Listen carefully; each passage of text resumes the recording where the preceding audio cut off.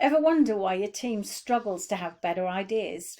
You're asking all the right questions, but you feel like it's not unlocking the best thinking in others. The first response to a question is never the full picture.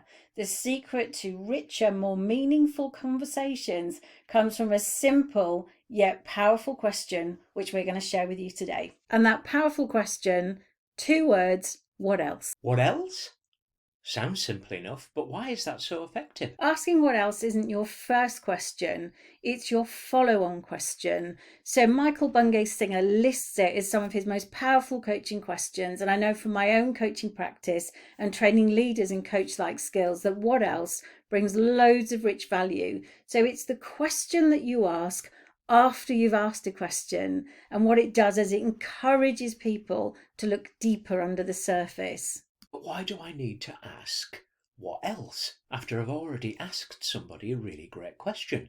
Surely their first answer's good enough. You may have asked a really great first question, but this question, asking what else, is your follow-up and it gets underneath the deeper thinking. So why don't we just have a bit of an example? So Simon, what do you need to make this meeting a 10 out of 10? We need to stay on topic. Great. What else? We should make an agreement and some next steps. Okay, got it. What else?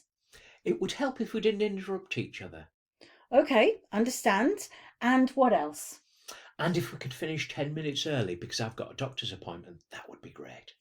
Brilliant. So now we've got the complete picture of what Simon needs out of the meeting. If we hadn't have asked what else multiple times, we wouldn't have got to those deeper insights and we wouldn't have understood that he needed to leave early. So if I was watching him, looking at the time, I might think he's bored, but actually he's got this appointment that I didn't know about. So asking what else gives you that much richer picture about somebody and their needs. So, what you're saying is that if we don't ask what else as our follow-up question, we're only getting surface level detail and surface level responses. Is that right?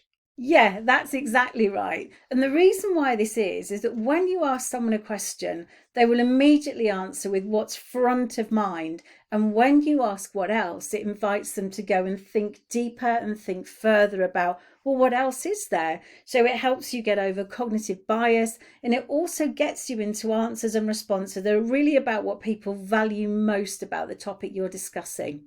But doesn't asking why get the same results as asking what else? Great question. When you ask why, you are generally getting people to start thinking about defending their position, and it can come across as quite judgmental. Whereas when you ask what else, you're inviting people to do some more thinking without it feeling like you're being judgmental about what they are thinking.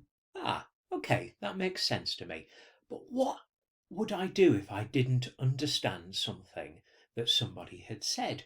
What do I ask them then? So rather than saying, why did you say that? You could ask instead, that's interesting. Can you tell me more about that? Or what made you say that?